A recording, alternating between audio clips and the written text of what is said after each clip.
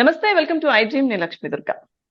తెలంగాణలో జనసేనతో బీజేపీ పొత్తు పెట్టుకున్న తర్వాత ఫలితాలు ఏ విధంగా వచ్చాయో మనం చూసాం. సో ఈ నేపథ్యంలోనే బీజేపీ రియలైజ్ అయిందని, సో అందుకే లోక్సభ ఎన్నికలకు సంబంధించి ఒంటరిగానే బీజేపీ వెళ్తుందని కిషన్ రెడ్డి చేసిన ప్రకటన, దీన్ని ఉద్దేశించి అని ఒక ప్రచారం జరుగుతోంది. ప్రస్తుత ఇదే అంశంపై మనతో మాట్లాడడానికి వైఎస్ఆర్సీపీ రాష్ట్ర అధికార ప్రతినిధి కొండా రాజీవ్ గాంధీ గారు ఉన్నారు. మాట్లాడదాం. సార్ నమస్తే. నమస్తే అండి. సార్, ఫస్ట్ ఆఫ్ ఆల్ మీకు కంగ్రాచులేషన్స్. మీరు యోజన విభాగం రాష్ట్ర ఉపాధ్యక్షులుగా ఎన్నికయ్యారు. ఐ డ్రీమ్ తరపు నుంచి కంగ్రాచులేషన్స్ సార్. థ్యాంక్ యూ అండి. మీ అందరి సహాయ సహకారాల వల్ల ఇది సుసాధ్యమైంది. నాకు ఈ అవకాశం కల్పించిన ముఖ్యమంత్రి జగన్మోహన్ రెడ్డి గారికి, పెద్దలు విజయసాయి రెడ్డి గారు, వైవి సుబ్బారెడ్డి గారితో పాటు మా ప్రాంత ఎమ్మెల్యేలు, మంత్రులు, ఎంపీలు, ఎమ్మెల్సీలు అందరికీ నా హృదయపూర్వకమైన ధన్యవాదాలు తెలియజేస్తూ, జగన్మోహన్ రెడ్డి గారు ఏదైతే అపారమైన నమ్మకంతో ఇంత గురుతరమైన బాధ్యత నాకు అప్పచెప్పారో, శక్తి వంచన లేకుండా కష్టపడతాం. రాష్ట్ర వ్యాప్తంగా కూడా యువతను మొత్తం సమాయత్తం చేసి రాబోయే ఎన్నికలకు సన్నద్ధం చేసి మరోసారి జగన్మోహన్ రెడ్డి గారు ముఖ్యమంత్రి చేయడానికి శక్తి వంచన లేకుండా పనిచేస్తానండి. Yes, okay. రాజు గారు, తెలంగాణలో పరిస్థితులు మనం చూసాం. జనసేనతో బీజేపీ పొత్తు పెట్టుకున్న తర్వాత రిజల్ట్స్ ఏ విధంగా వచ్చాయని చూసాం. అంటే బీజేపీ ఈ విషయంలో కొంత పునరాలోచనలో పడింది అన్న ఒక కథనాలు వస్తున్నాయి రాజీవ్ గారు. ఎందుకంటే తప్పు చేశాము కాబట్టే అటువంటి ఫలితాలు వచ్చాయి. జనసేనతో పొత్తు పెట్టుకుని ఏ మాత్రం ప్రభావం చూపని జనసేనతో పొత్తు ఎందుకు పెట్టుకున్నామని ఆలోచించుకున్నారు కాబట్టే కిషన్ రెడ్డి గారు బయటకు వచ్చి ఈసారి ఎన్నికల కంటే లోక్సభ ఎన్నికలకు ఒంటరిగానే వెళ్తున్నాం, ఏ పొత్తు లేదు అని చెప్పడం వెనక ఉద్దేశం ఇది అని ఒక ప్రచారం జరుగుతుంది సార్. నిజమే అంటారు అది? ఒక రకంగా నిజమేనండి. ఎందుకంటే బీజేపీ పరిస్థితి పాపం తెలంగాణలో ఎలా అయిపోయిందంటే, సప్త సముద్రాలు దాటి కులికాల్లో పడిపోయాడు ఎవరో ఒక తెంగరోడు. అలా ఉంది. ఎందుకంటే కాంగ్రెస్ పార్టీ కన్నా బీజేపీ పార్టీ తెలంగాణలో కేసీఆర్ గారి ప్రభుత్వం మీద అత్యధికమైనటువంటి పోరాటాలు చేశారు. బండి సంజయ్ గారి నాయకత్వంలో బండి సంజయ్ గారు కానీ, ధర్మపురి అరవింద్ గారు కానీ, లేదా రఘునందన్ రావు గారు కానీ, లేదా ఈటెల రాజేందర్ గారు కానీ, ఇట్లాంటి మహా యోధులంతా కూడా అక్కడ బీజేపీని పట్టుకొని చాలా పై స్థాయికి, ఉన్నత స్థాయికి తీసుకెళ్తే కేవలం జనసేనతో పొత్తు ఉండటం వల్లే బీజేపీ అధపాతాళంలోకి పడిపోయింది. ఓ 8 సీట్లు ఏదైతే ఇచ్చారో ఆ 8 సీట్లలో డిపాజిట్లు రాలేదు, ఎక్సెప్ట్ కూకట్పల్లి. పవన్ కళ్యాణ్కి ఎందుకని పొత్తు ఇస్తారు? జనరల్ గా ఆ 8 సీట్లు ఆయనకి ఇవ్వడంతో పాటు మిగతా ఇలా పోటీ చేసినటువంటి అన్ని సీట్లు కూడా పవన్ కళ్యాణ్ యొక్క ప్రాబల్యమో, ఆ ఫ్యాన్ క్రేజో, లేదా సామాజిక వర్గానికి చెందినటువంటి ఓట్లో కలిసి వస్తాయి, అధికారానికి దగ్గర చేస్తాయని చెప్పి బీజేపీ అనుకుంది. కానీ అనుకుందొక్కటి అయిందొకటి లాగా పవన్ కళ్యాణ్ తో పొత్తు బీజేపీ చిత్తు అయిపోయింది. సో ఇప్పటికైనా చేతులు కాలేక ఆకులు పట్టుకున్నట్టు ఎప్పుడు తెలుసుకున్నారంటే, అసెంబ్లీ ఎన్నికల్లో పళ్ళు రాలగొట్టుకున్నారు. కనీసం లోక్సభ ఎన్నికల్లోనైనా బతికి బట్టగట్టాలని ఇటువంటి పవన్ కళ్యాణ్ తో పొత్తు మాకు వద్దు అని చెప్పి చెప్పకనే చెబుతూ ఒంటరిగానే వెళ్తామని చెప్పి కిషన్ రెడ్డి గారు చెప్పడం, కనీసం ఇప్పటికైనా కళ్ళు తెరుచుకున్నారు. తెలంగాణ అయినా ఆంధ్ర అయినా పవన్ కళ్యాణ్ మీటింగ్లకి జనాలు వస్తారు తప్ప ఓట్లు వేయడానికి రాడు. అక్కడైనా పవన్ జీరోయే, ఎక్కడైనా పవన్ జీరోయే.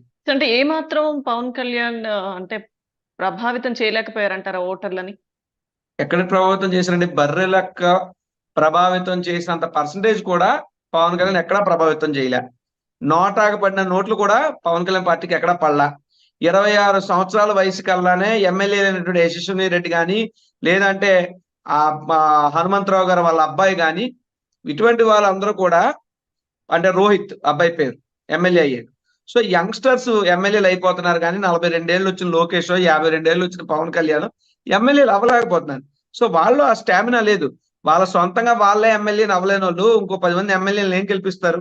ఊరికే రాజకీయంగా పబ్బం కట్టుకోవడానికి, రాజకీయంగా ఓ పార్టీని ఇంకో పార్టీకి అద్దెకి తిప్పుకోవడానికి మాత్రమే జనసేన పార్టీ పుట్టింది. అద్దెకి మొదటి నుంచి కూడా పాపం అద్దె ఓనరు చంద్రబాబు నాయుడే జనసేన మెయింటైన్ చేస్తున్నాడు.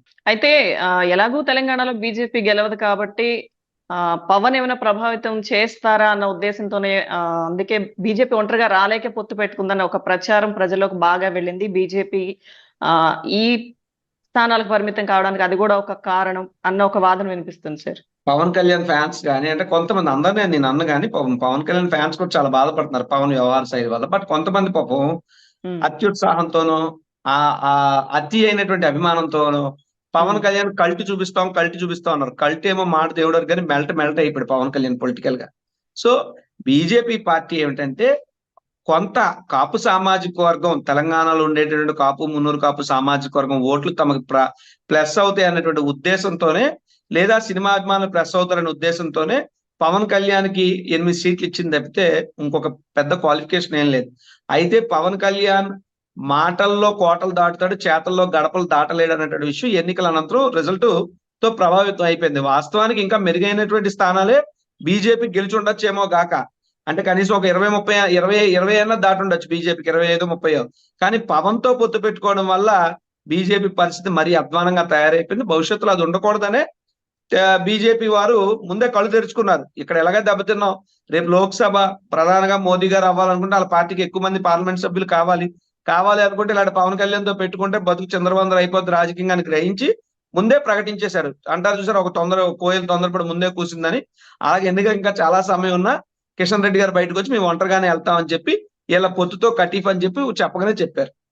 అయితే ఈ స్థాయిలో ఫలితాలు బీజేపీ కూడా ఊహించి ఉండదంటారా రాజీవ్ గారు? ఎందుకంటే డిపాజిట్లు కూడా అంటే జనసేనకి దక్కకపోయిన పరిస్థితి.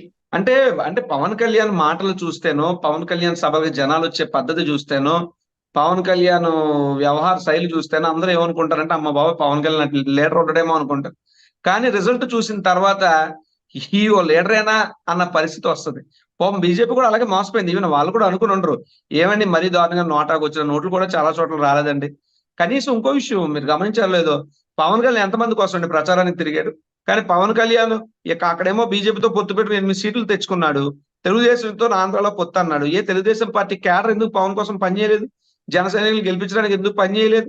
సో పవన్ కళ్యాణ్ చంద్రబాబు నాయుడు కోసం తాను అమ్ముడు పోయి తాను తగ్గిపోవడమే కాకుండా పాము తన పిల్లలు తిన్నట్టు పవన్ కళ్యాణ్ జనసేన పార్టీ అభ్యర్థులను ఓడించేశాడు అక్కడ.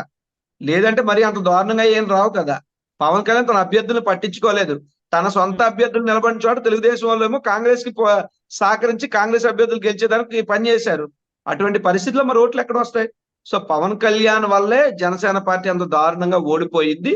దాని ఎఫెక్ట్ బీజేపీకి రాష్ట్రం అంతా పడి బీజేపీ కూడా దెబ్బతిన్నారు. ఇప్పుడు ఈ తెలంగాణ ఫలితాలు ఏపీలో కూడా ఏమైనా మార్పులకి చేర్పులకి అవకాశం ఉందంటారా? అంటే ఆ మార్పులు చేర్పులు ఏమైనా ఉంటే చంద్రబాబు నాయుడు పవన్ కళ్యాణ్ చేసుకోవాలి తప్పితే మా మీద ప్రభావితం అయ్యేంత పరిస్థితులు ఏముండవు. బట్ ఏ రాజకీయ పార్టీ అయినా మార్పులు చేర్పులు చేసుకునే ఎన్నికలకు వెళ్తుంది.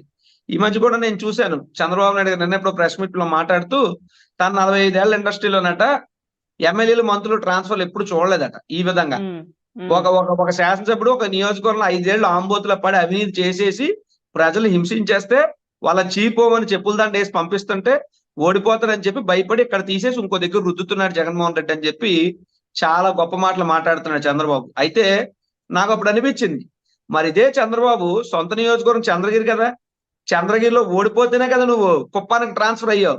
మరి నిన్ను కూడా చంద్రగిరిని అప్పుడు చంద్రబాబు ఆంబోతులాగా వ్యవహరించి అవినీతి చేస్తేనే చంద్రగిరి ప్రజలు చెప్పులు దాంట్లో వేసి చంద్రబాబును కుప్పానికి సాగనంపారా? ఇంకో విషయం మాట్లాడాడు చంద్రబాబు, ఏమట జగన్మోహన్ రెడ్డి ఎస్సీలు నియోజకవర్గాలే మార్చేస్తున్నాడు అని. సరే మరి వంగలపూడి అంటే నీ తెలుగు మహిళా అధ్యక్షురాలు దళిత సామాజిక వర్గం చెందిన వ్యక్తే, పాయకరావుపేటలో 2014లో పోటీ చేసిన ఆమెని నువ్వు మార్పించేసి వేరే పక్క ఈస్ట్ గోదావరి జిల్లాకి ఎందుకు పంపించావు? నియోజకవర్గాన్ని ఎందుకు ట్రాన్స్ఫర్ చేసావు? ఆ రోజు ఆవిడ ఎస్సీ అని గుర్తు రాలేదా? లేదా నువ్వు చేసిన దాన్ని సమర్థించుకుంటావా? మరి జవహర్ అనేటువంటి వ్యక్తి మీ దాంట్లో ఒక దళిత మంత్రే కదా, మరి ఆ జవహర్ ని కొవ్వూరు నుండి మార్చి తిరువురికి ఎందుకు పంపించావు? జవహర్ నీ కంటికి ఎస్సీలా కనబడలేదా? అంటే ఎంత అంటే నువ్వు తప్పులు చేసి నువ్వు పనికిమాల పనులు చేసి పార్టీ శ్రేయస్ కోసం జగన్మోహన్ రెడ్డి గారు పని చేసుకుంటుంటే ఆయన మీద పడేడిచే కార్యక్రమం. ఇంకా మాట్లాడాడు ఏమని, జగన్మోహన్ రెడ్డి గారట బీసీల సీట్లే మార్చేస్తున్నాడు, ఎస్సీల సీట్లే మార్చేస్తున్నాడు. కళ్ళు ఉన్నాయా పోయినాయా? విశాఖపట్నం తిప్పల నాగిరెడ్డి గారు గాజువాక నియోజకవర్గం నాగిరెడ్డి గారు అంటే రెడ్డి కుటుంబం అది, వారిని తీసి ఒక యాదవ్ బీసీని పెట్టారు. ఆళ్ళ రామకృష్ణారెడ్డి గారు అక్కడ ప్రాంతంలో మంగళగిరి అక్కడ తీసి ఒక చేనేత బీసీని పెట్టారు. అంటే రాజకీయంగా మెలుకున్నాడా చంద్రబాబు నాయుడు, పడుకున్నాడా, లేదా అల్జీమర్స్ వ్యాధి వచ్చి జరుగుతున్నవన్నీ కూడా మర్చిపోతూ మైమర్పు వ్యాధితో బాధపడుతున్నాడా అర్థం అవ్వట్లేదు మాకు. సో ఇటువంటి పరిస్థితుల్లో జగన్మోహన్ రెడ్డి గారు ఏ మార్పులు చేర్పులు చేసినా ఓ 10 సీట్లు ఇప్పటి వరకు మార్చాం, 10 సీట్లలో 11 సీట్లు మార్చాం, దాదాపు 8 నుండి 9 మార్చిన సీట్లు మేము గెలవబోతున్నాం. అందువల్ల వీళ్ళ కంగారు వస్తుంది. 2014 ఎన్నికల్లో కానీ 19 ఎన్నికల్లో కానీ ఎవరెవరికైతే సీట్లు ఇచ్చారో మళ్ళీ వాళ్ళకి రేపు 24లో చంద్రబాబు సీట్లు ఇస్తాడా? అంతెందుకంటే గుజరాత్ లో మన జరిగిన ఎలక్షన్స్ లో రీసెంట్ గా 70 సీట్లు మార్చారు, గుజరాత్ ప్రభుత్వం వచ్చింది. కేసీఆర్ గారు 12 సీట్లు మార్చారు, 20 సీట్లు 12 సీట్లు మార్చి అందులో 8దో 9దో గెలిచాడు ఆయన. సో ఆయన ఇంకో 20-30 మార్చుంటే మళ్ళీ కేసీఆర్ గెలుద్దని కూడా చాలా విశ్లేషణలు జరిగినాయి. ఇటువంటి పరిస్థితులు ఏంటంటే ఎవరైనా సీట్లు మారుస్తారండి. అంత ఎందుకండి, ఎన్టీ రామారావు గారు ఎన్ని నియోజకవర్గాలు మారారండి? బాలకృష్ణ హిందూపూర్ నియోజకవర్గానికన్నా ముందు గుడివాడకి వెళ్ళిన వ్యక్తే కదా. గుడివాడ నుండి హిందూపూర్కి ఎందుకు మారాల్సి వచ్చింది? చంద్రబాబు ఎందుకు మారాల్సి వచ్చింది? ఎవరు ఇందిరాగాంధీ గారి నియోజకవర్గాలు ఎందుకు మారలేదు పార్లమెంట్ స్థానాలు? సో ఇవన్నీ ఇట్స్ ఎ మ్యాటర్. ఇప్పుడు ఎందుకు కేసీఆర్ ఉన్నాడు, కొడంగల్ నుంచి కామారెడ్డి ఎందుకు వచ్చాడు? లేదా సారీ కేసీఆర్ గారు, రేవంత్ రెడ్డి గారు కొడంగల్ నుంచి కామారెడ్డి ఎందుకు వచ్చారు? లేదా కేసీఆర్ గారు గజ్వేల్ నుంచి కామారెడ్డి ఎందుకు వచ్చారు? సో రాజకీయ వ్యూహాల్లో భాగంగా ఎవరైనా మార్పులు చేర్పులు చేసుకుంటూ బలమైనటువంటి టీంతో ముందుకెళ్తారు. మేము సీట్లు మార్చుకుంటే మా ఇంట్లో కూర వచ్చి చంద్రబాబు వండుతానంటే ఎలాగా? కాబట్టి ఏదైనప్పటికీ కూడా జగన్మోహన్ రెడ్డి గారు పార్టీని బలోపేతం చేసుకుంటూ 175 ఎలా కొట్టాలని మేము చూస్తున్నాం. ఇంకా మార్పులు చేర్పులు ఏమైనా చేసుకోవాలంటే ఆ పొత్తు ఉంచుకోవాలా, ఓడగొట్టుకోవాలా అన్నది చంద్రబాబు పవన్ కళ్యాణ్ నిర్ణయించుకోవాలి. సో అయితే సార్, పొత్తులో భాగంగానే మేము సీట్ల సర్దుబాటు చేసుకుంటూ ఉన్నాం, ఈసారి కొంచెం త్వరగానే ప్రకటిస్తామంటూ చంద్రబాబు చెప్పారు. ఇంకొకటి రాజీవ్ గారు, పవన్ కళ్యాణ్ నిన్న మాట్లాడుతూ కూడా టీడీపీకి వ్యతిరేకంగా ఎవరైతే మాట్లాడతారో, పొత్తుని వ్యతిరేకించే వాళ్ళకి సీట్లు ఇచ్చే ప్రసక్తే లేదు అంటూ ఆయన వ్యాఖ్యానించడం గతంలో కూడా మనం మాట్లాడాం. వైసీపీ కోవట్లుగా మేము పరిగణిస్తాం అటువంటి వాళ్ళని, పొత్తుని వ్యతిరేకించిన వాళ్ళని అని. సో ఇప్పుడు పొత్తులో భాగంగా అభ్యర్థులను త్వరగానే ప్రకటిస్తామని చెప్పడం, సీట్లు సర్దుబాటు చేసుకుంటాను బాబు గారు చెప్తున్నారు. ఇటేమో పవన్ ఏమో పొత్తును వ్యతిరేకించే వాళ్ళకి సీట్లు దక్కవు అని చెప్తున్నారు. సీట్లు దక్కుతాయా లేదా అని పక్కన పెడితే కార్యకర్తగా కూడా ఉండనివ్వను, మీరంతా అమ్ముడు పోయినట్టు నేను లెక్కేసుకుంటానని మాట్లాడండి. Pawan Kalyan is totally sold out.